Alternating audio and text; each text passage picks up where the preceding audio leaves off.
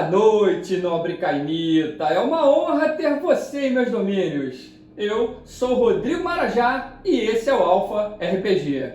Galera, no vídeo de hoje eu vou trazer para vocês um vampiro fortíssimo. A gente vai falar hoje do Nosferatu de 7ª geração chamado Joseph Svi.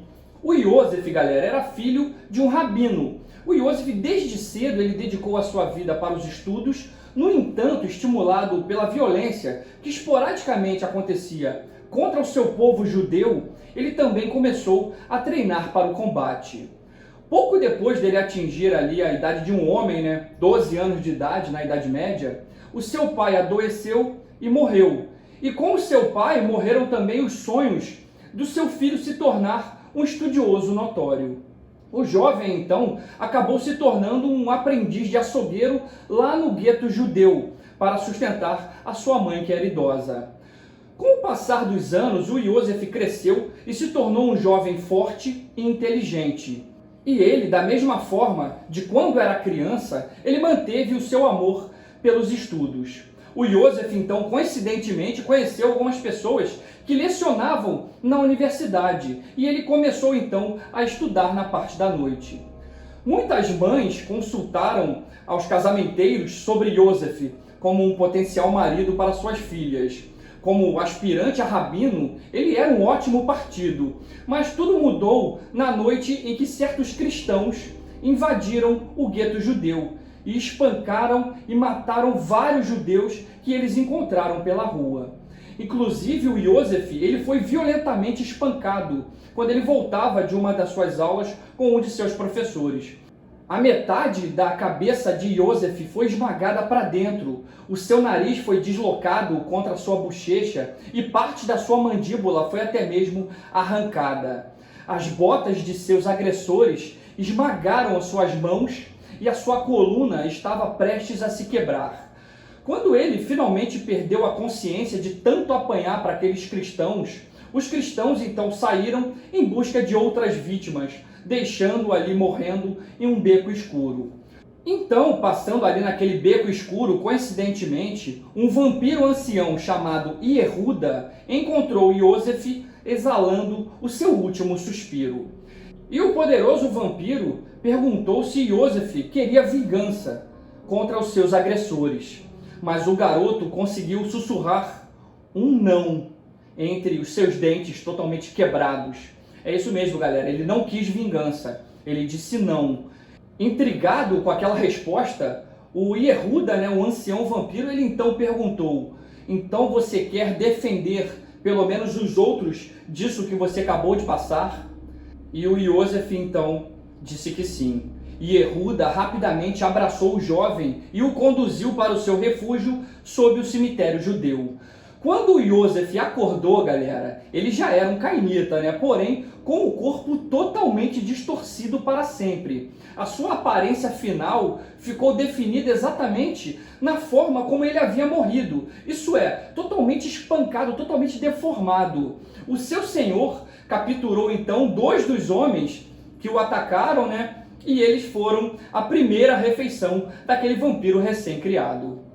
Tendo aprendido o que precisava saber sobre a existência cainita, o Joseph então ele começou a caçar por conta própria e se interessar bastante em defender o gueto contra aqueles ataques. Quando ele se tornou autossuficiente, o seu senhor seguiu em frente, muito ansioso para investigar rumores de perseguições contra os judeus mais ao leste.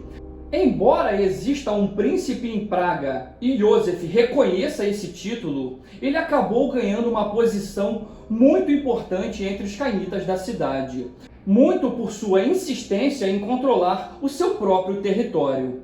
Sempre reservado e solitário, o Nosferatu Joseph ele não gosta que outros vampiros se alimentem e entrem no bairro judeu. Ele protege pessoalmente o rabino, por quem ele tem muito respeito, e se os judeus são maltratados, o Nosferatu descobre e visita os culpados à noite em seguida, aplicando o mesmo tratamento que eles deram em suas vítimas. Inclusive deixando suas vítimas um pouco mais pálidos e mais fracos que o normal. Ele se aproveita e se alimenta também desses agressores.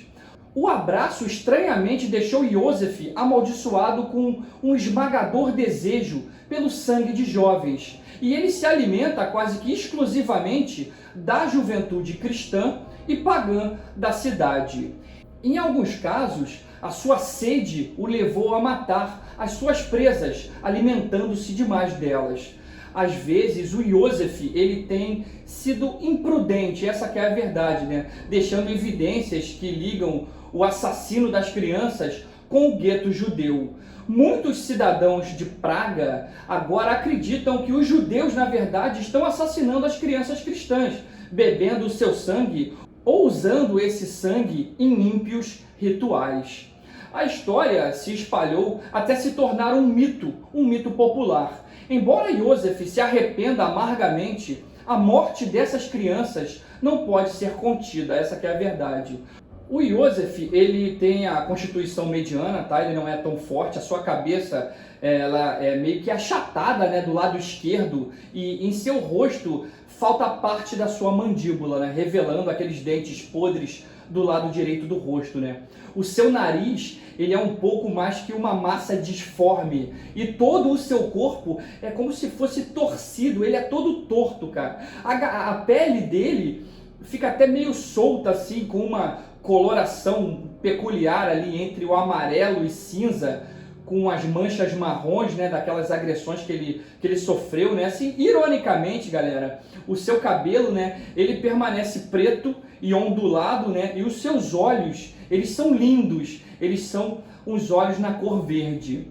Assim, galera, o Iosef, ele prefere se vestir com camadas longas e capuzes que cubram o máximo possível o seu corpo deformado, né? Mas mesmo com essa aparência toda estranha, o Iosef, ele possui uma grande influência no gueto e entre também os professores universitários, embora a maior parte dessa influência seja por cartas, né? Ele passa muitas e muitas horas escrevendo longas cartas para esses professores universitários, né? Cartas essas que ele postula teorias e fala sobre a Torá, né? A Cabala e outros conhecimentos também esotéricos. O Iosef, na verdade, galera, o Nosferatu, ele é um vingador. E ele tem a esperança de fazer com que o seu povo sobreviva à perseguição cristã. Mas, apesar de suas nobres intenções, a verdade é que ele é um monstro viciado em sangue de crianças cristãs. Outro detalhe também bem importante é que o líder comunitário do bairro judeu, o rabino Mordecai Ben Hudá, ele na verdade é um mago. Esse rabino mago, ele criou um golem, isso mesmo, galera, a gente está falando de uma criatura sinistra, de grande força, né? Os golems, eles na verdade são criaturas humanoides criadas por feitiçaria, né? E eles são bem notórios por sua instabilidade e tendência a ficarem loucos, né? A ideia tradicional do golem se origina da tradição judaica, né? Onde o golem era feito de argila essa que nunca havia sido tocada pela mão do homem, né? Galera, o livro Dark Age Companion, ele traz alguns detalhes sobre os golems, né? Deixa eu tentar pegar aqui para vocês. Dark Age Companion. Esse livro aqui realmente ele é bem completo, ele é bem interessante. E tem um trecho aqui que ele traz os detalhes sobre os golems. Aqui, galera, achei ó, a parte do Dark Age Companion. Tem um trecho aqui na página 151 que ele fala sobre os golems e tal. É maneiro demais, né? Essas criaturas bem diferenciadas, né? Assim como os gárgulas, os homúnculos dos Tremépos. Os homúnculos também são umas criaturas bem maneiras. A gente vai falar no futuro também sobre os gárgulas, sobre os golems, sobre os homúnculos, sobre os vozes e todas essas criaturas sobrenaturais que auxiliam, de certa forma, os vampiros, tá?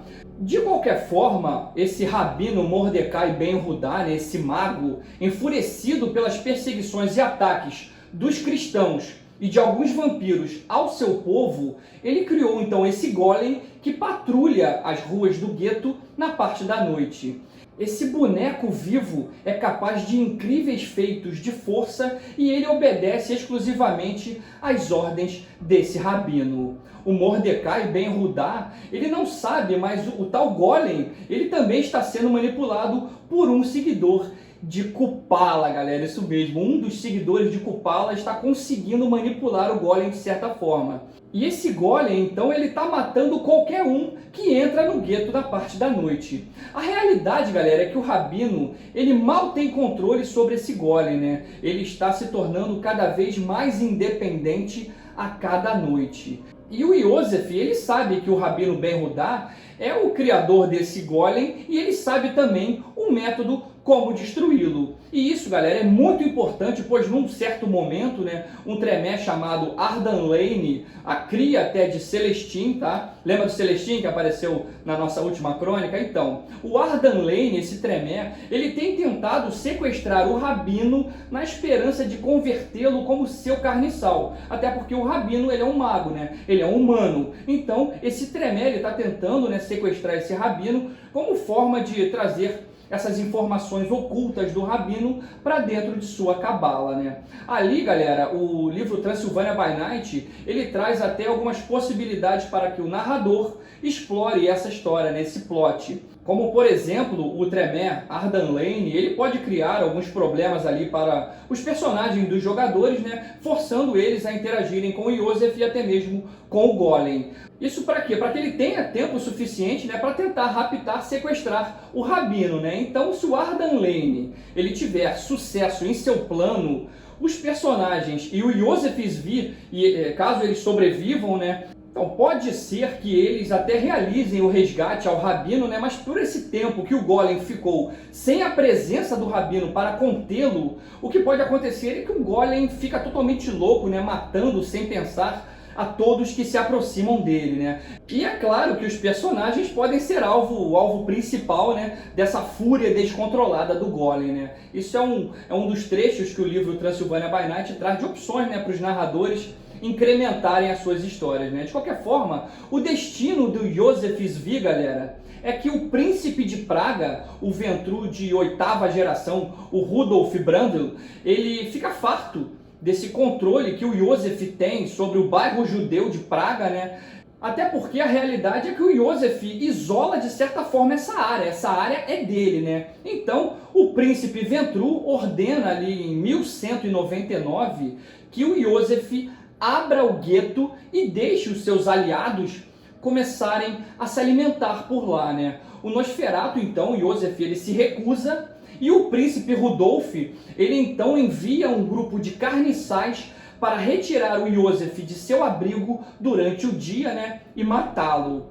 Mas quando os carniçais chegam, o refúgio de Yosef está vazio.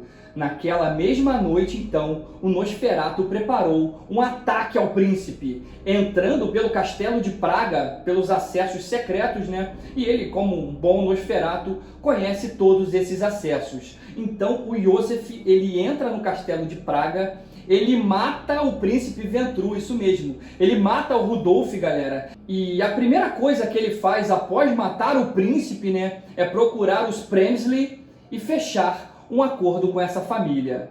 Galera, os Premsli, eles são uma família revenante tizimice, isso mesmo, galera. Os revenantes são carniçais vampíricos, né, que estão dessa forma, nessa condição de carniçais, de forma hereditária. Esses revenantes são capazes de gerar até mesmo poder de Vité, tá? Isso mesmo, galera. Eles possuem poderes vampíricos em suas próprias veias, tá bom? Então, e esses Premsli, eles são, na verdade, muito poderosos na cidade de Praga, porque são descendentes de Tizimice, né? E com todo esse apoio, o Yosef, ele torna-se o novo príncipe de Praga, isso mesmo, galera. Ele vira príncipe de Praga, e após o contato, né, com os Premsli, o Yosef, ele mal sabia que, ao se aliar com esses aristocratas decadentes, isso atrairia o interesse de um mal muito maior que estava adormecido na cidade de Praga. Galera, Shaagra, isso mesmo, galera, uma tizimice de 5ª geração, uma Matusalém chamada Shaagra, que descansava no subsolo de Praga, ela começou a se mexer. A Shaagra, ela havia caído em torpor há muitos e muitos anos atrás, atormentada pelos sonhos febris causados pelo Kupala. e nos últimos acontecimentos em Praga, né, acabaram a acordando. E muito provavelmente apenas a Vite Cainita pode saciar a sede dessa Matusalém. A Shaagra, então, após despertar, ela procura o príncipe Yosef Zvi e faz um acordo para que ela possa se envolver novamente com a política cainita. O Yosef, ele estava completamente apavorado, galera, com aquela monstra que estava dormindo ali debaixo da sua cidade há tanto tempo, sem até mesmo ele saber, né? A Tizimice, então, mesmo estando em Praga, ela começa a apoiar o Vladimir Rustovich, que é um dos Tizimices mais poderosos da Transilvânia, né? O Vladimir Rustovich, que é o voivode dos voivodes. Mas ela, galera, no entanto, ela estava sendo enganada pelo Yosef Zvi. Tu vê que o cara é doido, né? Ele havia feito um laço de sangue, né, com o arquiteto Zélios. Falamos dos Zélios aí no vídeo passado, né? Então, o Yosef, ele fez um laço de sangue com os Zélios na intenção de escapar, né, dessa escravidão que provavelmente ele seria submetido, né? Ele não teria como interagir com essa Matusalém Tizimice de quinta geração, né? Então, o Yosef, ele começou a tramar secretamente contra a Shaagra, enquanto ela acreditava que ele era apenas mais um vassalo subserviente, né? E será que esse plano do Yosef de se aliar aos Zélios para tramar contra uma Matusalém de quinta geração, será que esse plano vai para frente, galera? Isso tudo a gente vai ver num próximo vídeo, então, para não perder, galera, nenhum conteúdo, dá uma moral pro Marajá, cara. Deixa o seu like aí, se inscreva no canal, ative, não custa nada, ative o sininho de notificações para receber o alerta toda vez que a gente lançar um vídeo novo, tá bom, galera? Eu espero que vocês tenham gostado do vídeo de hoje. Vamos ver se na próxima semana a gente tenta trazer um vídeo, de repente, falando sobre a Gutka, tá? Isso mesmo, galera, a gente vai falar da Gutka, a cria da Baba Yaga, isso mesmo. Então, para não perder nenhum conteúdo, galera, se inscreva no canal, dê essa força pra gente, tá bom? Um forte abraço e a gente se vê no próximo vídeo. Fui!